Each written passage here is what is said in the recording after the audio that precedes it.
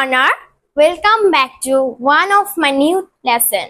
Today I will going to discuss most important and basic topic of private uses of preposition. I hope everyone will connect with this lesson to the end. Let's begin. আজকে আমি এমন একটি part select করেছি যেটি primary, secondary, higher secondary এবং higher education থেকে শুরু করে সবার জন্য প্রযোজ্য। আমি ছোট হতে পারি, কিন্তু আজকের আমার এই পার্টটি কিন্তু ছোট নয়। আজকে আমি তোমাদের সামনে এমন একটি পার্ট নিয়ে এলাম যেটি অনেক কার্যকরী।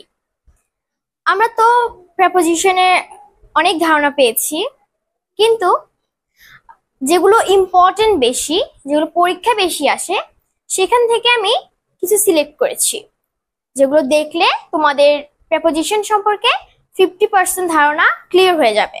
চলো শুরু করি। প্রথমে আমি একটা চিত্র সম্পর্কে ধারণা নিই। এটি একটি সার্কেল, এর পাশে আমি একটি সীমানা দিয়েছি বা বর্ডার, দেওয়াল, তোমরা যেটাই মনে করো। তো এটা হচ্ছে চিত্রের উপরের অংশ, এটা হচ্ছে নিচের অংশ, এই দুটো হচ্ছে পার্শ্ব। তো প্রথমে আমরা একটু উপরের অংশ নিয়ে আলোচনা করি। উপরের অংশ আমরা কি কি দেখতে পাচ্ছি? Onto, on, over, above. প্রথমে আমরা আলোচনা করব অন নিয়ে। কোনো বস্তুর সাথে একেবারে লেগে থাকলে সেই ক্ষেত্রে আমরা অন ব্যবহৃত করব। যেমন এখানে আমি একটা বক্স নিয়েছি,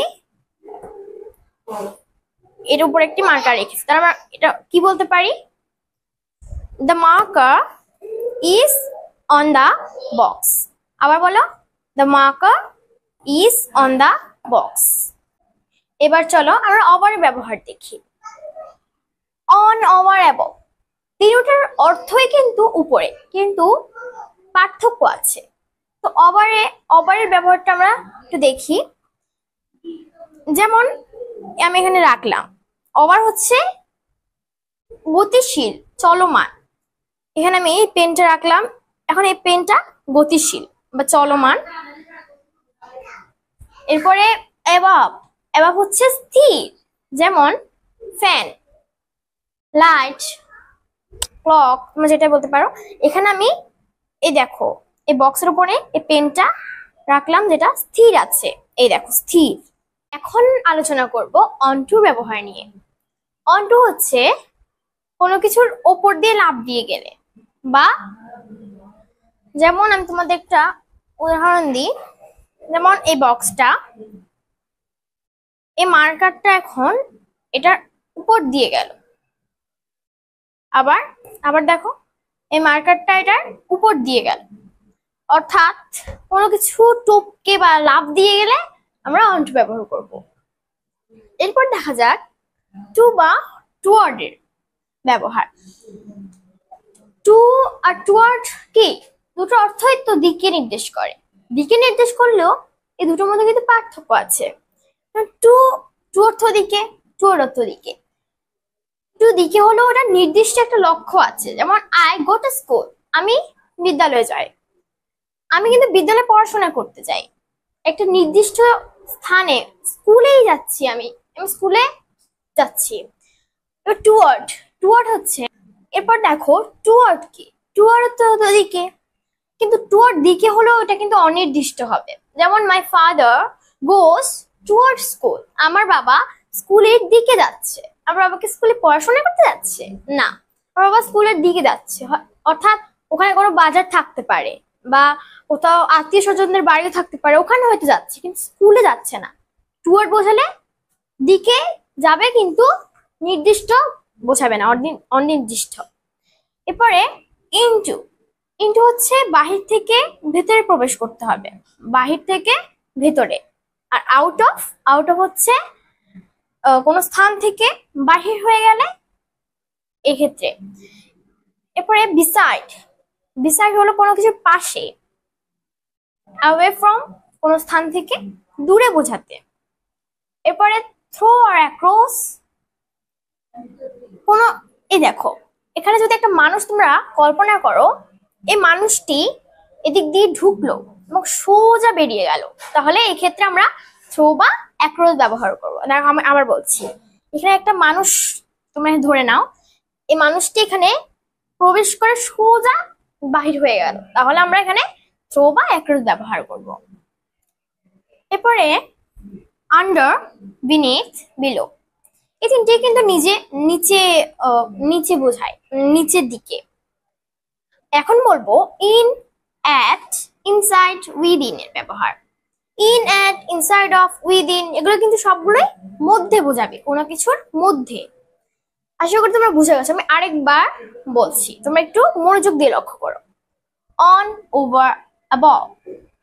অন হচ্ছে কোনো কিছুর সাথে লেগে থাকলে, ওভার হচ্ছে চলমান বা গতিশীল, অ্যাবভ হচ্ছে স্থির, অনটু হচ্ছে কোনো কিছুর উপরে টপকে গেলে বা লাফ দিলে। টুয়ার্ড আর টু দিকে, কিন্তু টু হচ্ছে নির্দিষ্ট লক্ষ্যে যাবে আর টুয়ার্ড হচ্ছে অনির্দিষ্ট। ইনটু হচ্ছে কোনো কিছুর মধ্যে প্রবেশ করবে আর আউট অফ হচ্ছে বেরিয়ে যাবে। In, at, inside of, within হচ্ছে কোনো কিছুর মধ্যে। অ্যাওয়ে ফ্রম হচ্ছে কোনো স্থান থেকে দূরে বোঝাবে। বিসাইড হচ্ছে কোনো কিছুর পাশে। আন্ডার, বিনিথ, বিলো হচ্ছে নিচে। থ্রু, অ্যাক্রস হচ্ছে কোনো কিছুর মধ্যে প্রবেশ করে সোজা বেরিয়ে যাবে।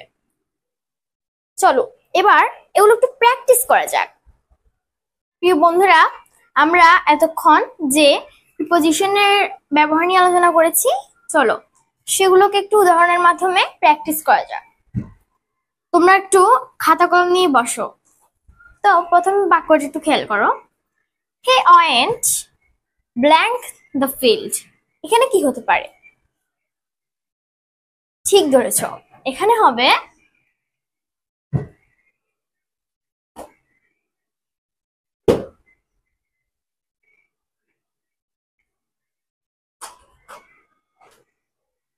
across. The teacher entered the room, এখানে কি হতে পারে? ঠিক ধরেছ, এখানে হবে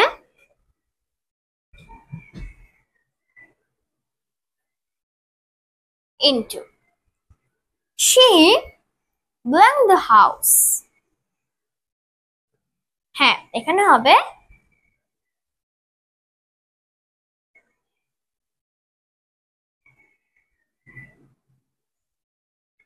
away from. The dog jumped blank the wall, এখানে কি হবে? ঠিক ধরেছ, এখানে হবে onto. The pennies blank the table, right, এখানে হবে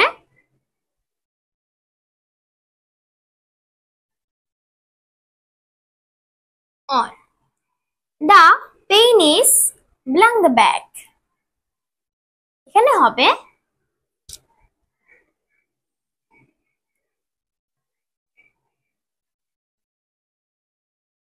in. Tasmaba stands blank me, very easy, এখানে হবে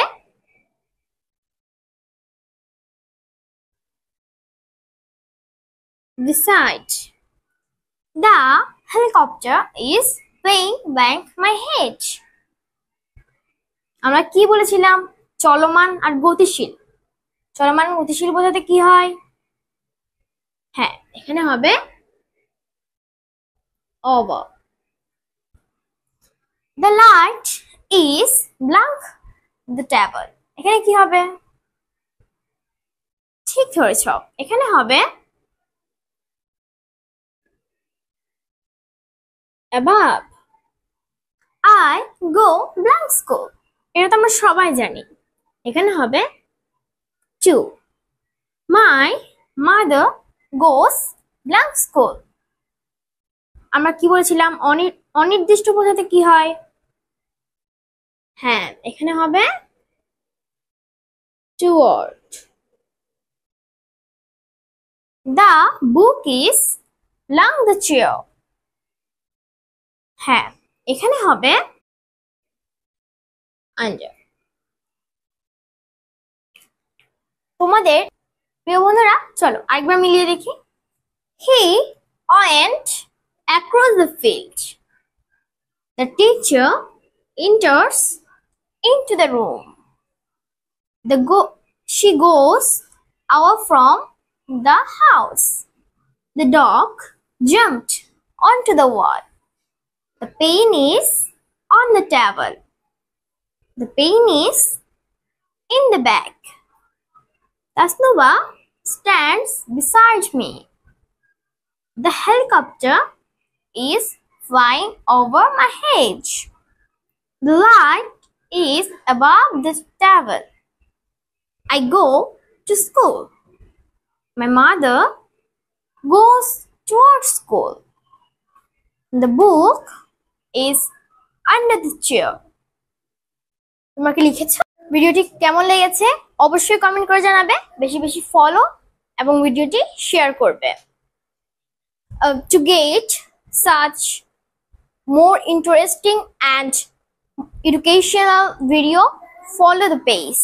Thank you for watching this video. Stay well, take care, bye.